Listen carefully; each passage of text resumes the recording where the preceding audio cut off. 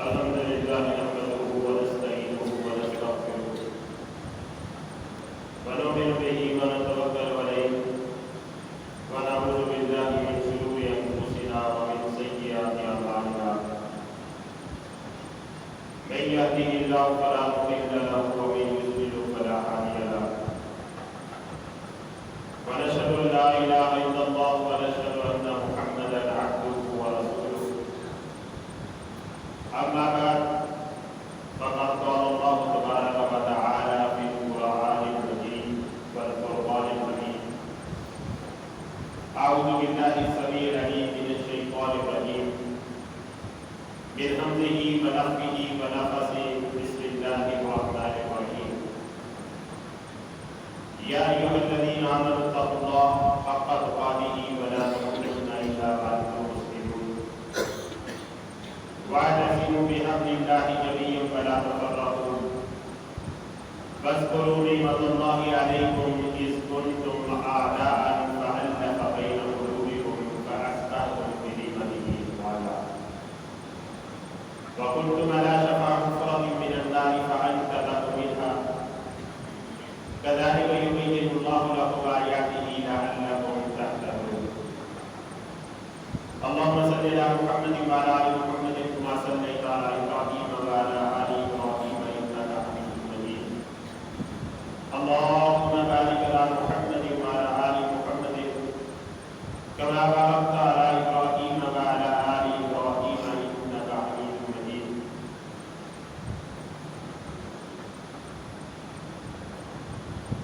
تمام قسم کی تعریفات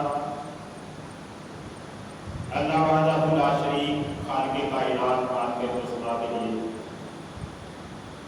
اور درود و سلام کو اس ہستی اقدس و مقدس پر جن کا نام نامی اسم گرامی محمد اکرم صلی اللہ علیہ وآلہ وسلم ہے۔ وہ ذات طیبہ طاہرہ مطہرہ کہ رب کائنات میں جنہیں رحمت کائنات بنا کر بھیجا اور جن کے ذریعے اہل کائنات کی ہدایت اور رہنمائی کا بندوبست فرمایا۔ محمد رسول اللہ صلی اللہ علیہ وآلہ وسلم نے اس دنیا میں تشریف لا کر جس دین کے ساتھ ہمیں مشتاق کرایا وہ دین دین اسلام ہے، جسے اللہ کے قرآن اور محمد رسول اللہ صلی اللہ علیہ وسلم کے فرمان کے اندر جمع کر دیا گیا ہے۔ اب رہتی دنیا تک ہماری یہ ذمہ داری ہے کہ ہم انہی دو چیزوں کے اوپر اکتفا کریں۔ یہی دو چیزیں کافی سمجھتے ہوئے ان دو چیزوں کی تعلیمات کو لوگوں کے سامنے عام کرنے کی کوشش کریں اور انہی دو چیزوں کی بات کریں، حوالہ دیں، گفتگو کریں، بات چیت کریں۔ اس لیے کہ نبی پاک صلی اللہ علیہ وآلہ وسلم انہی دو چیزوں کی گارنٹی دے کے گئے ہیں اور انہی دو چیزوں کو ہی آپ صلی اللہ علیہ وسلم نے اپنے زمانے کے اندر نافذ کیا۔ ایک اللہ کا قرآن، دوسرا پاک پیغمبر علیہ السلام کا فرمان۔ ورنہ یہ جتنے فرق بعد میں پیدا ہوئے ہیں یہ کوئی دوسری سنہ ہجری کے اندر پیدا ہو رہا ہے، کوئی تیسری سنہ ہجری کے اندر پیدا ہو رہا ہے، کوئی 150 سال بعد، کوئی 200 سال بعد۔ زیادہ سے زیادہ اگر ہم نبی پاک صلی اللہ علیہ وسلم کے قریب کرنے کی کوشش کریں تو حضرت امام ابو حنیفہ رحمۃ اللہ علیہ کی باری آتی ہے، لیکن وہ بھی تقریباً 1 صدی کا فاصلہ بن ہی جاتا ہے۔ اتنا فاصلہ ہونے کے باوجود اس سے پہلے صحابہ اکرام رضوان اللہ علیہم اجمعین جن کو یہ بشارت دی گئی کہ رضی اللہ عنہم ورضوا عنہ، اللہ تم سے راضی ہے، تم رب سے راضی ہو، ان کے لیے جن کے لیے کہا گیا لہم جنات تجری من تحتہا الانہار، یہ لوگ ہیں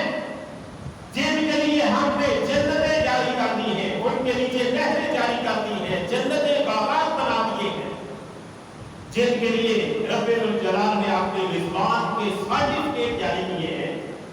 ان سے ذرا ہم پوچھتے ہیں کہ ہے ابو بکر صدیق رضی اللہ تعالیٰ عنہ، آپ کو امام کائنات صلی اللہ علیہ وسلم کہا کرتے تھے ابو بکر سید الاولین والآخرین غیر النبیین والمرسلین، نبیوں اور رسولوں کو اگر ایک طرف کر دیا جائے اس لیے کہ ابو بکر نبی اور رسالت کے عہدے پر فائز ہو سکتے نہیں، ان کو اگر ایک طرف کر دیا جائے تو حضرت ابو بکر صدیق رضی اللہ تعالیٰ عنہ اول سے لے کر آخر تک سب لوگوں میں سے بہترین ہے۔ ان بہترین کو سرٹیفکیٹ بہترین ہونے کا دیا گیا، ذرا ہم ان سے ہی پوچھتے ہیں ابو بکر صدیق رضی اللہ تعالیٰ عنہ، ذرا آپ ہی بتلائیے کہ ہمارے ہاں جو مختلف قسم کے فرق اور مختلف قسم کے مسلک بن گئے ہیں، ان میں سے آپ کیا حضرت امام ابو حنیفہ کے دامن کے ساتھ آپ وابستہ تھے؟ کہتے ہیں نہیں، تو وہ تو بعد سے 100 سال بعد آ رہے ہیں، 85 سن ہجری کے اندر، یا اسی طریقے سے پوچھتے ہیں کہ کیا امام احمد بن حنبل کے جسم کے ساتھ آپ وابستہ تھے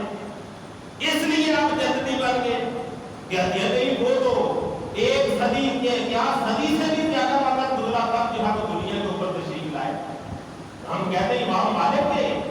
جسم کے ساتھ وابستہ ہوئے تب جنت کے وارث بن گئے؟ کہا نہیں، وہ تو ہم سے بعد آئے، ہمیں ان کا پتہ تک نہیں ہے، اس لیے کہ وہ دنیا سے جب یہ صحابہ اکرام رضوان اللہ علیہ اجمعین جا چکے تھے تب ائمہ اکرام جو ہے وہ انہوں نے اپنے مسلکوں کا تعارف کرایا۔ اب ہم اس سوال کے جواب کے اندر ذرا سوچنے کی کوشش کریں کہ اگر وہ لوگ جن کے لیے جنت کی بشارتیں دی گئی ہیں، وہ لوگ ان مسالک کو جانے بغیر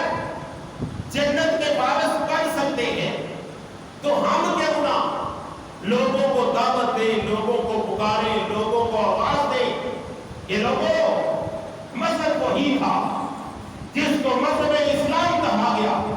ان فرق نے آ کر لوگوں کے اندر تفرقہ تو ڈالا ہے لیکن اتحاد پیدا نہیں کر سکے۔ آپ کہیں گے کہ پھر آپ نے آیت مبارکہ پڑھی ہے وَاعْتَصِمُوا بِحَبْلِ اللَّهِ جَمِيعًا وَلَا تَفَرَّقُوا، کہ اللہ کی رسی کو مضبوطی سے تھام لو اور فرقہ بازی نہ کرو۔ آپ کہتے ہیں مولوی صاحب آپ ذرا اجازت دیں،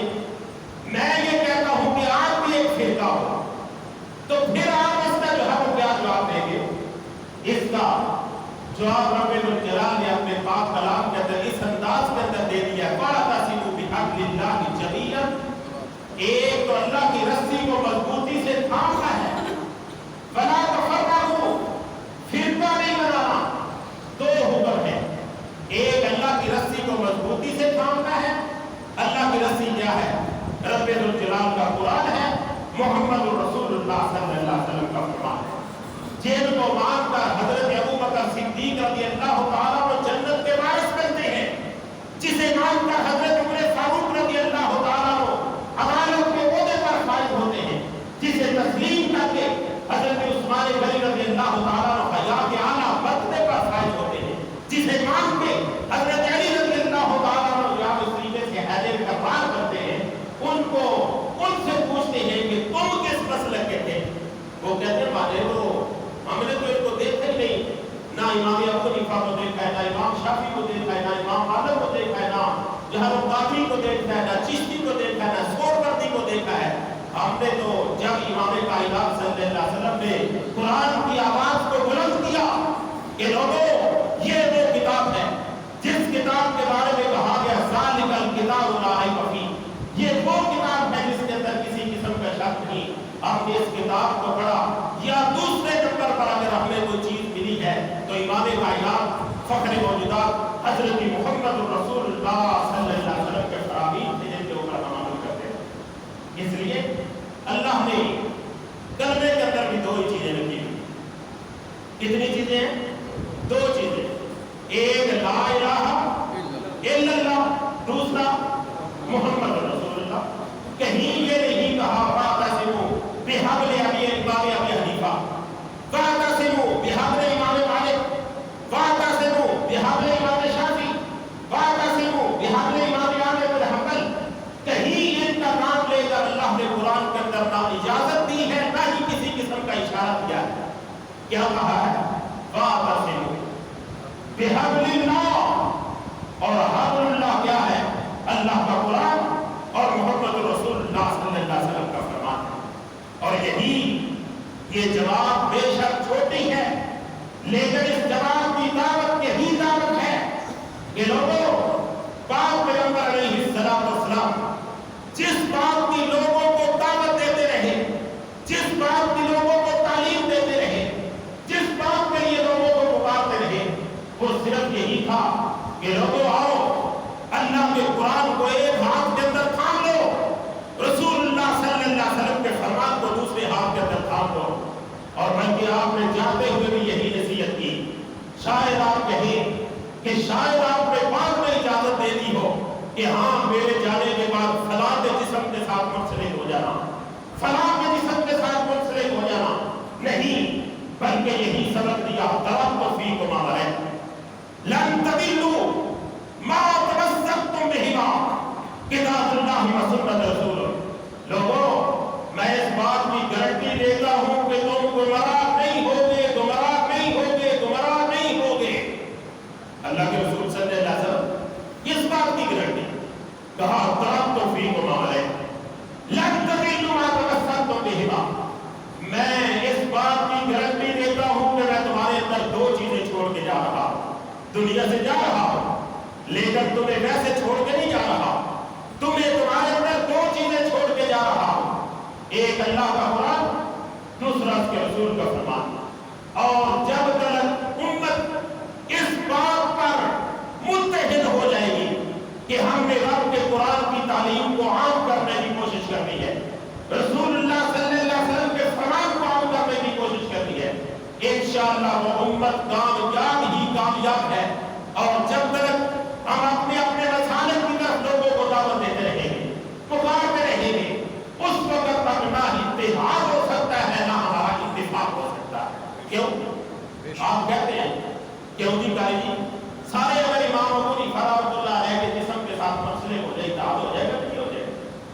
نہیں، ہم اسی اتحاد کے لیے جو اس وقت پوری دنیا کے اندر بڑا مسئلہ بنا ہوا ہے کہ مسلمان مختلف فرقوں کے اندر بڑھ چکے ہیں، جس کی وجہ سے مسلمانوں کی رئیسی طاقت جو ہے وہ ختم ہو چکی ہے، اس کی وجہ کیا ہے؟ ہم نے جب اپنے مسالک بنا لیے، ہم نے جب اپنے سلسلے قائم کر لیے، ان سلسلوں کے ساتھ وابستہ ہو گئے۔ ہم میں سے چار دوست جو ہے وہ اکٹھے ہوتے ہیں، کہتے ہیں یار مسلمان مختلف فرقوں کے اندر بٹ گئے ہیں، ایسے کریں گے ان ساروں کو متحد کرنے کی کوشش کرتے ہیں۔ حاجی صاحب جوید صاحب چال کھڑے ہوتے ہیں، قاری صاحب چال کھڑے ہوتے ہیں، ایک دو اور چیزیں اور سیانے بندے جو ہے وہ ساتھ لے کر چل کھڑے ہوتے ہیں، کہتے ہیں ہم مسلمانوں کو متحد کرنا چاہتے ہیں۔ کس بات پہ؟ ہم جاتے ہیں امام جعفر رحمہ اللہ تعالیٰ کو جو ہے ماننے والے جعفری کے پاس، اسے کہتے ہیں یار ہم مسلمانوں کو متحد کرنا چاہتے ہیں، کوئی طریقہ کار بتاؤ۔ وہ کہتا ہے سارے کے سارے آ جاؤ، امام جعفر رحمہ اللہ تعالیٰ کے جو ہے وہ جسم کے ساتھ منسلک ہو جاؤ، اتحاد ہو جائے گا۔ کیا آپ سارے اپنا مسلک چھوڑ کر اس کی بات ماننے کے لیے تیار ہو جائے؟ وہی ساتھ اٹھتا ہے، اٹھ کر کہتا ہے چلو جی کسی حنفی کے پاس چلتے ہیں، اس سے کہتے ہیں ہم مسلمانوں کو متحد کرنا چاہتے ہیں، اتحاد کا بھی کوئی شکل بتاؤ۔ وہ کہتا ہے ہاں جی ہم جو ہے اس طریقے سے گاؤں کے بڑیرے عالم کے پاس چلیں کہ مسلمانوں کے اندر فرقہ بازی ہے، اس فرقہ بازی کے ختم کرنے کا کیا طریقہ ہے، کیا ذریعہ ہے؟ وہ کیا کہے گا؟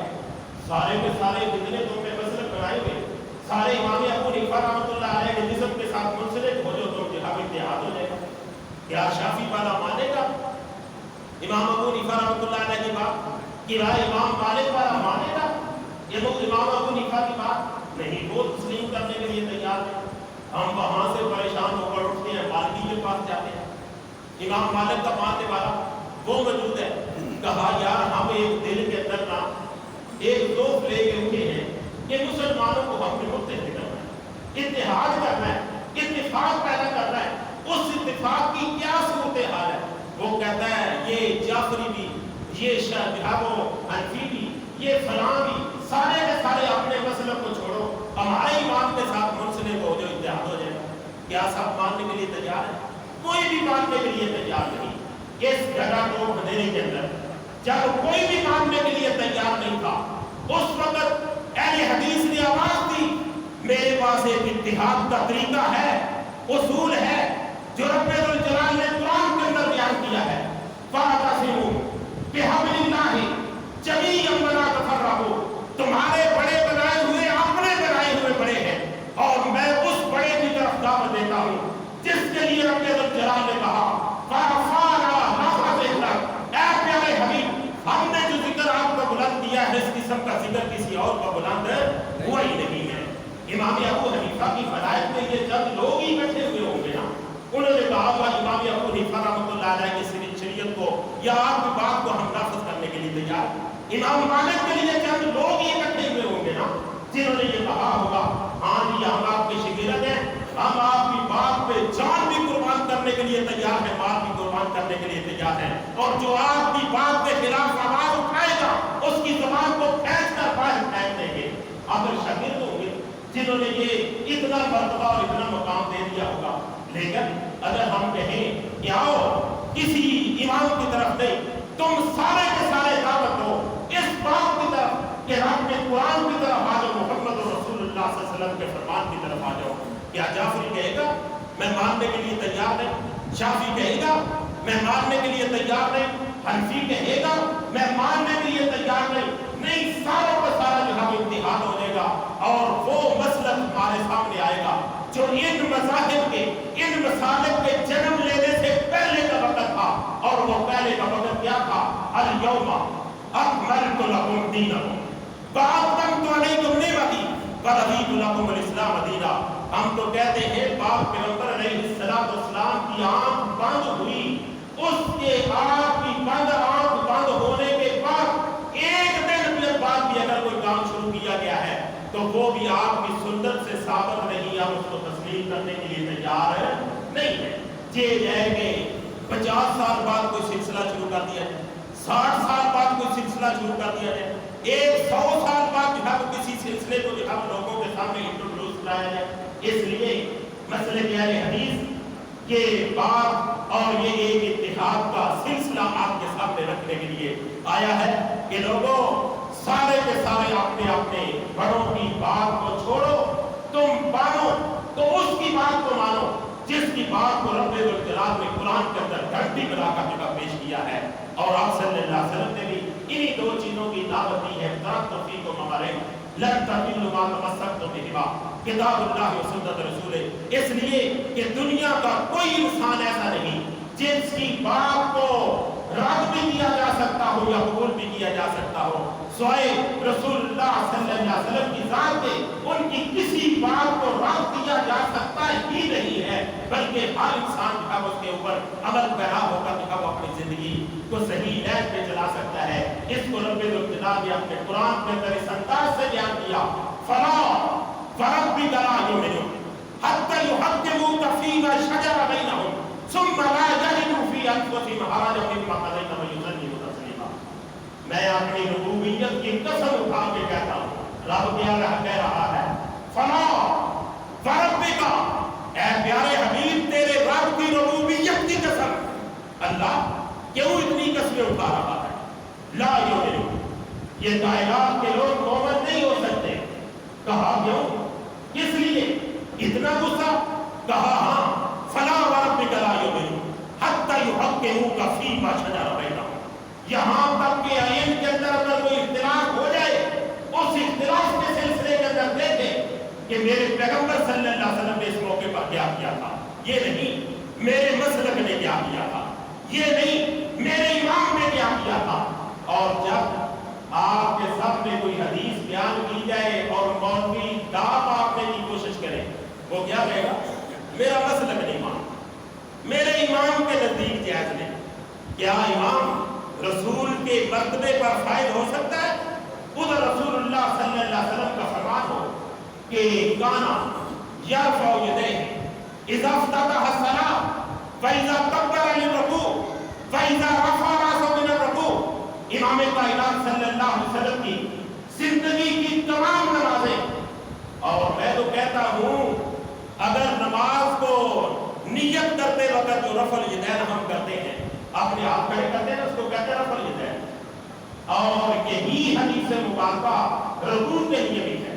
بلکہ نماز کی نیت کرنے کے لیے، نماز کو شروع کرنے کے لیے جہاں اللہ اکبر کہنے کا حکم ہے، وہاں یہی حدیث مبارکہ بیان ہے کہ رسول پاک صلی اللہ علیہ وسلم جب نماز شروع کرتے اپنے دونوں ہاتھ کندھوں کے برابر اٹھاتے، جب رکوع میں جاتے تب بھی اپنے دونوں ہاتھ کندھوں کے برابر اٹھاتے، جب رکوع سے سر اٹھاتے تب بھی آپ صلی اللہ علیہ وسلم اپنے دونوں ہاتھ کندھوں کے برابر اٹھاتے۔ آپ نماز کو نیت کرتے وقت پہلا رفع الیدین اس کو تسلیم کر لیا۔ حدیث ایک ہی ہے، دو حدیثیں نہیں ہے، اس لیے کہ تکبیر تحریمہ کی اگر آپ حدیث پڑھنے کی کوشش کریں، بخاری شریف کو اٹھا لیں، اس کے اندر یہی حدیث مبارکہ تینوں کو اکٹھا بیان کر کے جو اس کا تذکرہ کیا گیا، ایک کا ذکر ہی نہیں آتا۔ کان یرفع یدیہ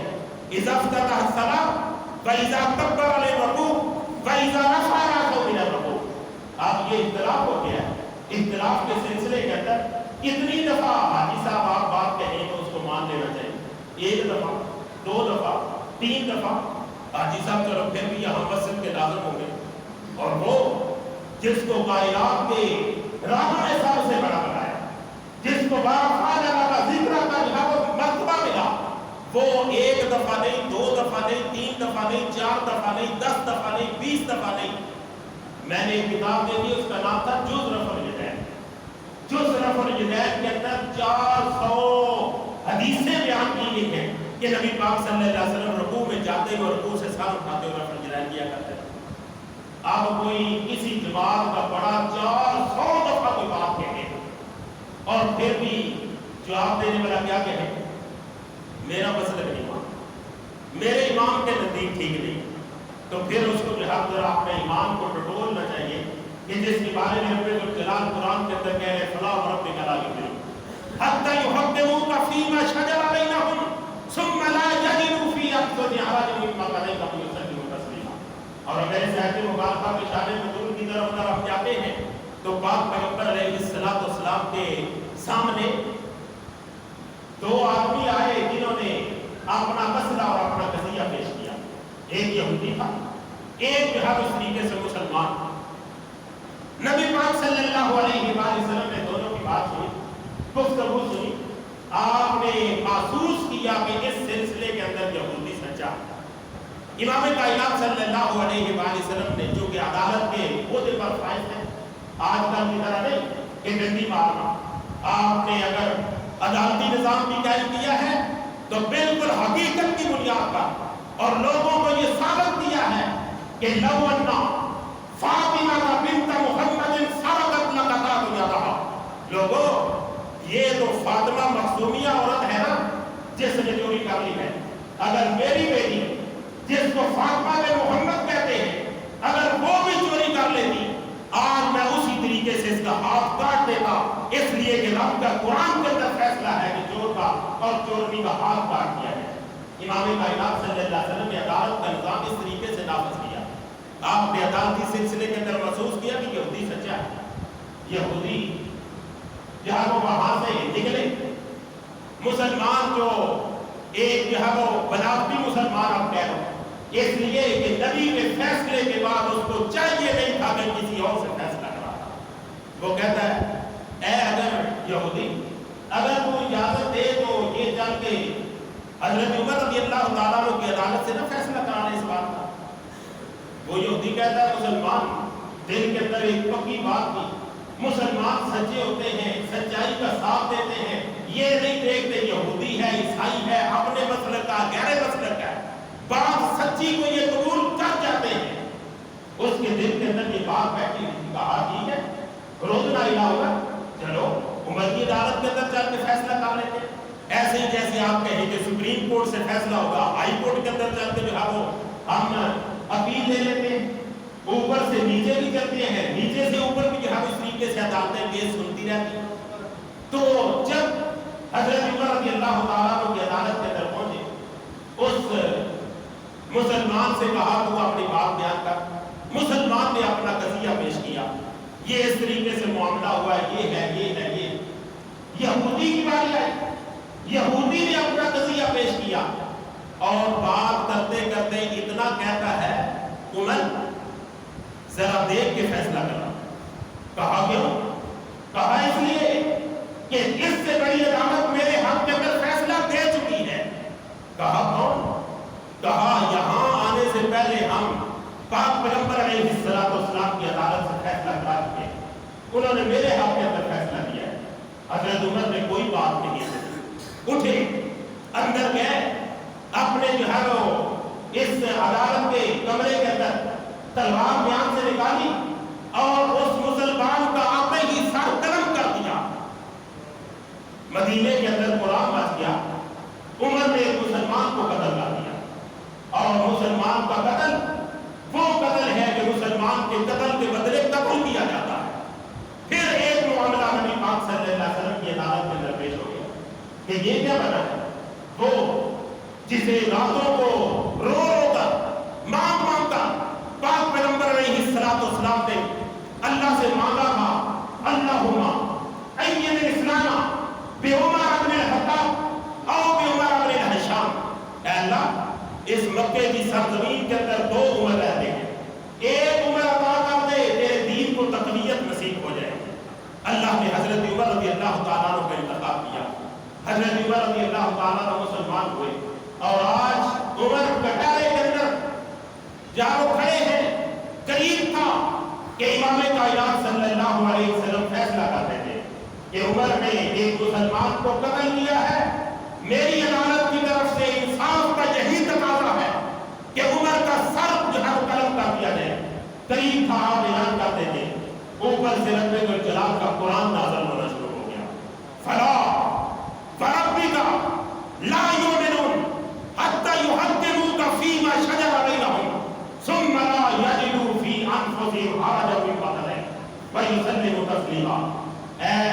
پاک پیغمبر علیہ السلام، عمر نے مسلمان کو قتل نہیں کیا، ایک غیر مسلم کو قتل کیا ہے،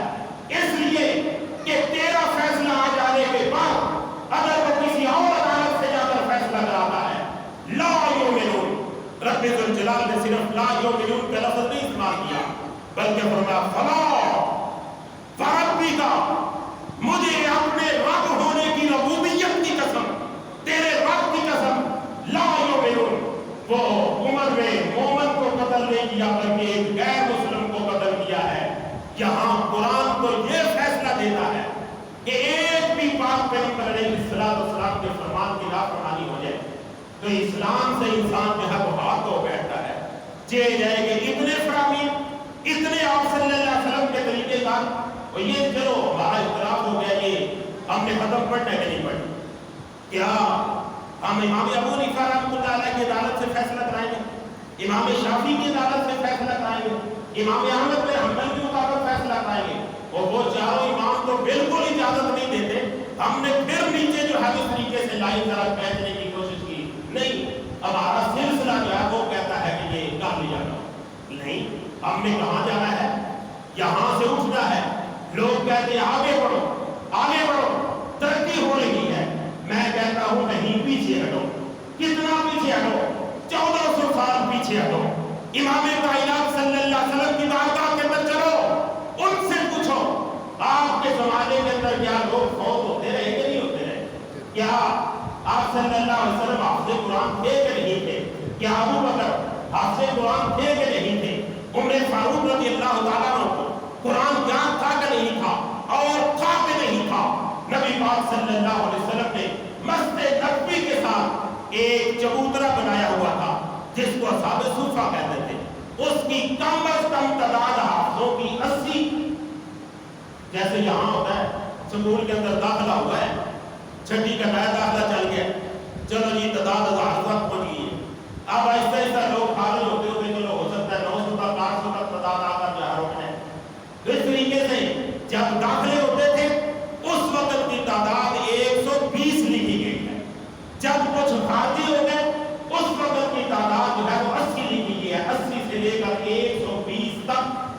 آپ صلی اللہ علیہ وسلم کا الفاظ کرام موجود رہے، لیکن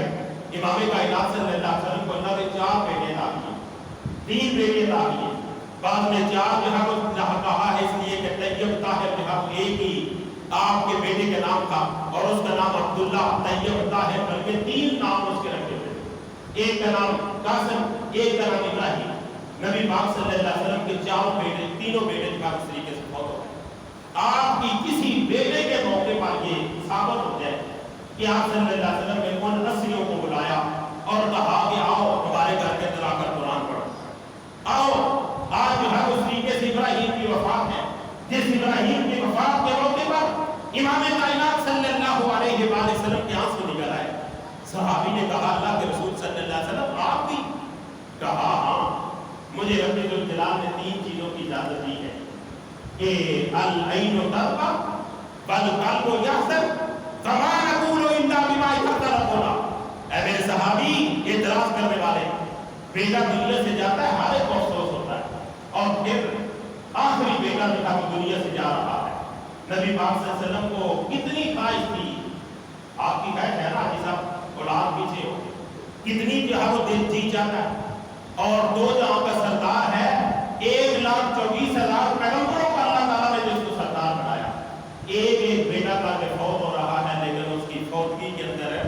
کوئی دخل اندازی نہیں ہے، بلکہ یہی کہہ رہے ہیں اللہ العین تدمع، آنکھوں کے اندر آنسو ہے، والقلب یحزن، دل کے اندر غم ہے، فما نقول الا بما یرضی ربنا، زبان پہ وہی لفظ آئیں گے جس کی اجازت میرے رب نے دی ہے، اس سے زیادہ میں اپنی زبان سے الفاظ نکالنے کے لیے تیار نہیں۔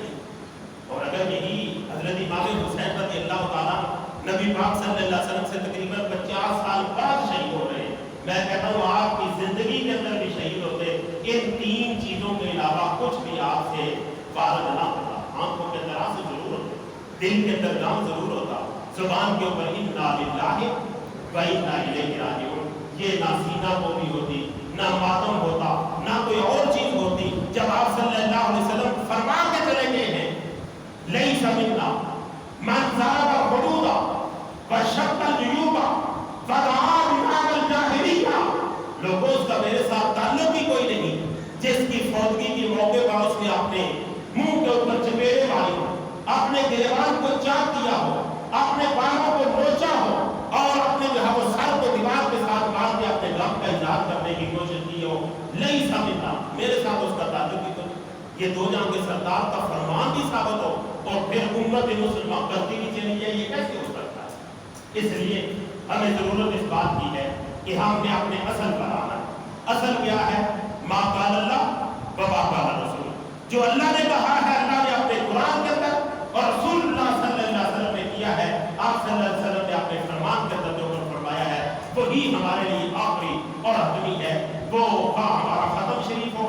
اس کو ذرا نبی پاک صلی اللہ علیہ وسلم کی زندگی کے اوپر جو ہے فیکٹ کرنے کی کوشش کریں کہ کیا آپ کے پاس 80 طالب علم آپ وقت موجود ہیں، چلو کسی گھر کے اندر ہی پتہ چلے کہ جوید صاحب کے گھر ہی ہے، وہ فلاں کے گھر کے اندر، چلو جیسے یہاں موضوعوں کی صورتحال، جب دیکھی داڑھ ہے تو ٹھیک ہے جہاں 12 سا ختم پڑھ لیتے، جب جہاں دیکھا تو جہاں اسی کے بکرا پڑا ہوا ہے تو ذرا تیز کر لیتے۔ چلو آپ صلی اللہ علیہ وسلم نے جو ہے وہ اس طریقے سے کوئی مارا سے ہی یہ سلسلہ کیا ہو کہ فلاں میں کہا کتنے ساتھیوں کو لے کر گئے اور اللہ کے قرآن کی تلاوت کرائی کہ ہاں یہاں بیٹھ کر جو ہے وہ ختم پڑا نہیں۔ 13 سالہ زندگی کے اندر ایک دفعہ بھی ثابت نہیں، اور پھر عالم صاحب ہمارے یہاں روزانہ کرتے چلے آ رہے۔ 13 سالہ زندگی کے اندر قبر کے اوپر بیٹھ کر قرآن مجید پڑھنے کی ثابت نہیں، بلکہ آپ نے فرمایا کہ اپنے گھروں کو قبرستان نہ بناؤ۔ مطلب کیا ہے کہ گھر کے اندر قرآن کی تلاوت کیا کرو، قبرستان کے اندر قرآن کی تلاوت نہیں ہوتی۔ اپنے گھروں کو قبرستان نہ بناؤ، اپنے گھروں کو قرآن کی تعلیم کے ساتھ عام طریقے سے منور کرنے کی کوشش کرو۔ لیکن یہاں سب کچھ ہو رہا ہے، ہم صرف اس مسلک کی بنیاد پر، اپنے اس پلیٹ فارم کی بنیاد پر ان لوگوں کو کسی قسم کے کفر کے فتوے لگانے کے لیے نہیں، کسی قسم کی جہاد اس طریقے سے شرک کے فتوے لگانے کے لیے نہیں، صرف رہنمائی کرنے کے لیے آئے ہیں کہ لوگوں اگر یہ سب کچھ رسول پاک صلی اللہ علیہ وسلم سے ثابت ہے، آؤ ہمیں بھی ساتھ لو، ہم بھی ساتھ مل کر کریں۔ اگر ثابت نہیں ہے تو فلا وربک لا یؤمنون حتی یحکموک فیما شجر بینہم ثم لا یجدوا فی انفسہم حرجا مما قضیت ویسلموا تسلیما۔ پھر نبی پاک صلی اللہ علیہ وسلم کے فرمان کو مانو اور دل کے اندر پھر میل کسیل بھی نہ رکھو کہ وہ اتنا مال جاتا رہا، اتنا نقصان ہو گیا، اتنا کچھ ہو گیا، اس بھابی کے کہنے پر میں نے کر تو لیا ہے لیکن میرا اتنا بھی اس طریقے سے سالانہ آمدن کے اندر رکھا گیا نہیں۔ پھر لا یجدوا فی انفسہم، دل کے اندر کوئی میل کسیل بھی نہیں رکھی، ویسلموا تسلیما، دل کی گہرائی کے ساتھ، دل کی خوشی کے ساتھ اس کو تسلیم کریں۔ اس لیے کہ کل قیامت کے دن دو ہی قسم کے کمپیوٹر لگے ہوئے۔ آپ کبھی بڑے دفتر میں جاتے ہیں تو وہاں پہ آپ اس طریقے سے ایک انڈیکیٹر لگا ہوتا ہے، اس دروازے کے اندر سے گزرنا ہوتا ہے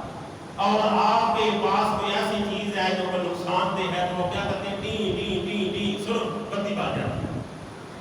کل قیامت کے دن بھی یہی تقریباً انداز ہوگا، ایک اس جو ہے وہ انڈیکیٹر کے اندر اللہ کا قرآن پڑھا ہوا ہے، دوسرا نبی پاک صلی اللہ علیہ وسلم کا فرمان پڑھا ہوا ہے، تیسری ہے ہی کوئی چیز۔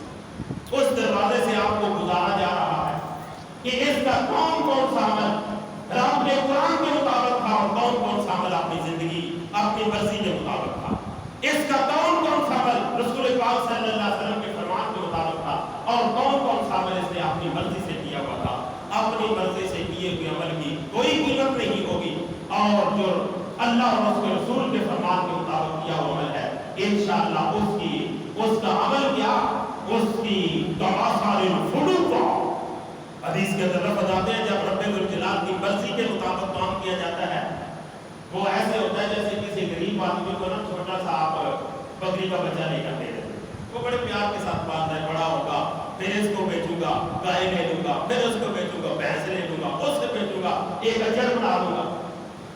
جیسے اس آدمی کو خوشی ہوتی ہے ایسے رب الجلال کو اس نیکی کے ساتھ خوشی ہوتی ہے، اس کو پالتا رہتا ہے، پالتا رہتا ہے، پالتا رہتا ہے، یہاں تک کہ قیامت کے دن ایک بہت بڑا پہاڑ بنا کر اس کے سامنے جب پیش کرے گا، بندہ بہت ہی پوچھ لے گا، یا اللہ اتنی بڑی نیکی تو میں نے نہیں کی، کہا ہاں تو نے کی تھی، اس لیے کہ تیرے دل کے اندر رب اور رب کے رسول کی اہمیت اجاگر ہو گئی تھی، توحید بیٹھ گئی تھی، اب تیرا چھوٹا عمل بھی ہم سب سے بڑا کر کے دکھائیں گے، لیکن اگر توحید نہیں تو بے شک بڑے سے بڑا عمل انسان کر لے وہ سب کچھ تباہ و برباد ہے۔ اللہ سے دعا ہے اللہ ہمیں اگر تو نے کلمہ نصیب کیا ہے تو اس کلمے کا حیا بھی نصیب کر۔ اس کلمے کا حیا کیا ہے کہ دو ہی چیزوں کے بارے میں جب ہمیں نام سے کلمے کے اندر اقرار کروایا گیا ہے، لا الہ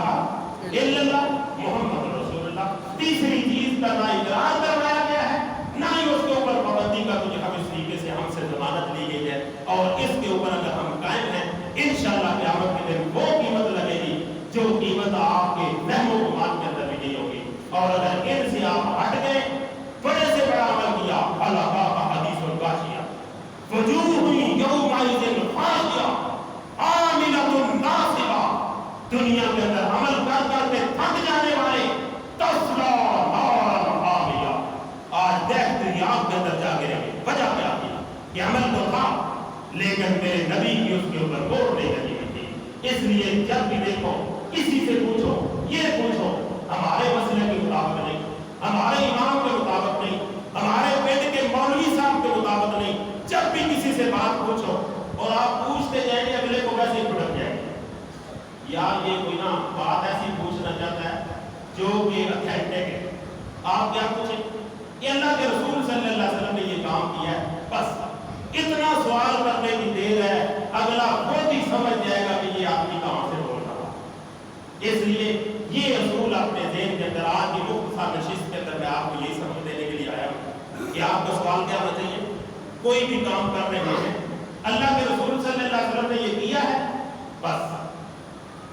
اگر وہ دلیل دیتا ہے تو فابہا ونعما، اگر نہیں دیتا تو کہہ دیجیے پھر ہم نے ان کا کلمہ نہیں پڑھا، باقی الحمدللہ۔